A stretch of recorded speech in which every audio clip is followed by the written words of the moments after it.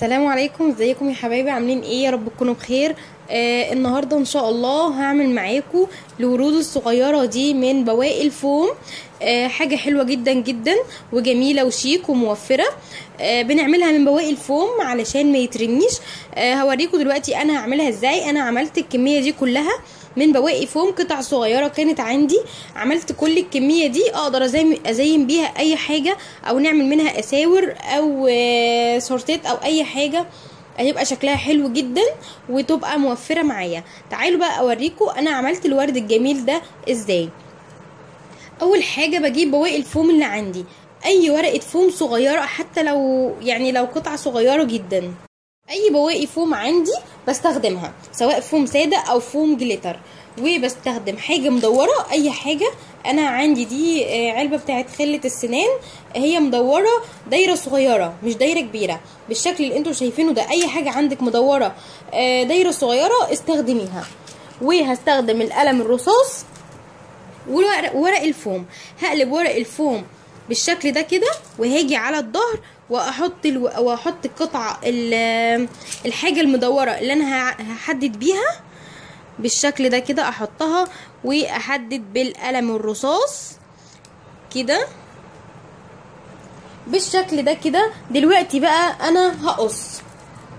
ممكن اقص بالمقص الزجزاج ده، وممكن اقص بالمقص العادي خالص بتاعنا.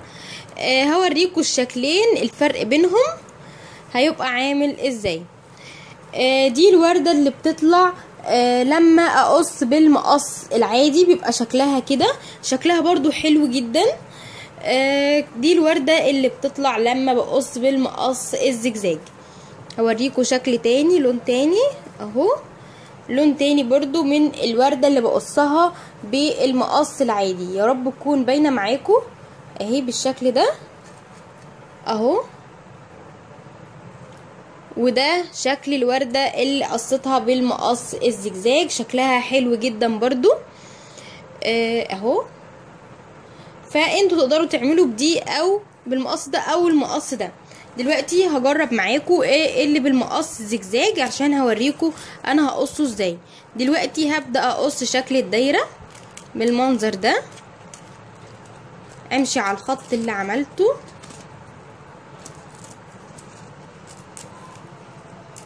بالطريقه دي.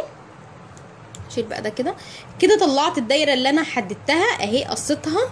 دلوقتي بقى هاجي بزاويه كده بالشكل ده، وادخل اقص الدايره بالشكل ده كده اهو اهو. والف كده، اقص والف، اقص بالشكل ده كده والف كده كده بالشكل ده، وافضل الف طول ما انا ماشيه لغايه ما اوصل لاخر جزء. وهتبقى معايا بالشكل ده كده. همسك الجزء اللي فوق ده وهو اللي هبدأ الف منه. هتنيه بالشكل ده كده كده، وافضل الف كده اهو بالشكل ده. الف كده عادي جدا، عادي خالص اهو. بلف عادي اهو. قبل النهاية كده بحاجة بسيطة هحط هنا كده نقطة بسيطة جدا من الشمع.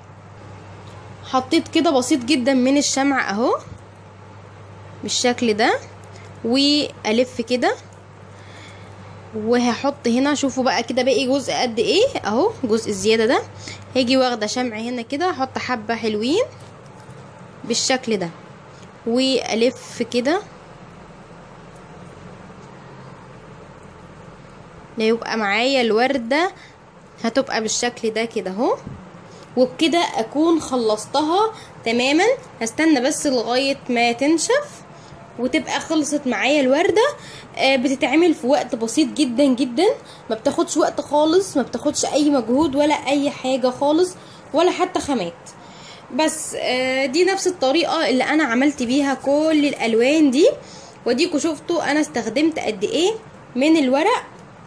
حاجة كده لا تذكر، زي ما اتفقنا ان احنا هنعملها من البواقي. بس كده ده كان الفيديو بتاع النهارده.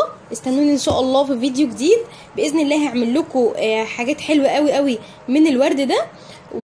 واستنوا ان شاء الله في الفيديو الجاي. ولو عجبك الفيديو ما تنسيش تعملي لايك للفيديو عشان يوصل لاكبر عدد، وتعملي اشتراك في القناه علشان يوصلك كل جديد ان شاء الله انزله. والسلام عليكم ورحمه الله وبركاته.